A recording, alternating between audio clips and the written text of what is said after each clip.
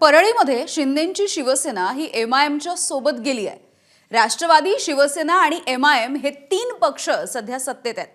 परळीमध्ये 35 पैकी 16 नगरसेवक हे राष्ट्रवादीचे आहेत, शिवसेनेचे 2 आणि एमआयएमचा 1 नगरसेवक आहे।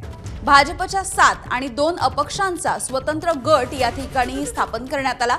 काँग्रेसच्या 1 आणि पवार गटाच्या 2 नगरसेवकांचा गट या ठिकाणी स्थापन करण्यात आलेला आहे।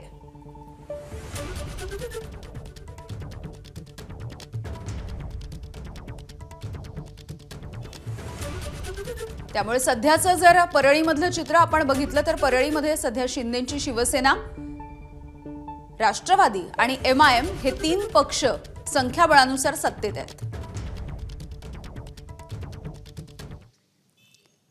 आणि अशा पद्धतीच्या या सत्तेवरती आता संजय शिरसाट यांनी नेमकी काय प्रतिक्रिया दिली बघूयात। त्यांना थोडी अधुरी माहिती, जास्त माहिती घ्या, चौकस बुद्धी तुमची।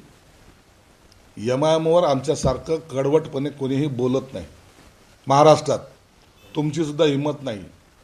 आणि म्हणून एमआयएम फमायम हे आम्हाला मताचे जोग्य मागायला तुम्ही जात आहेत।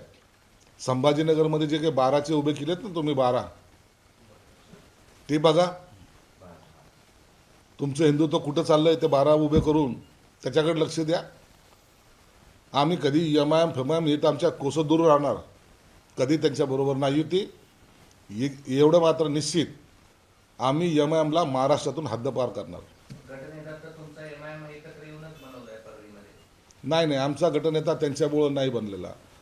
कुणी जर बळजबरी कुणी जर पाठिंबा देत असेल ना, हे अंबादास दानवे गेल्या वेळेला MLC झाला, त्यावेळेला हीच एमआयएम ह्याच्या पाठीशी होती, म्हणून यांनी आम्हाला शिकवू नये। एबीपी माझा, उघडा डोळे बघा नीट।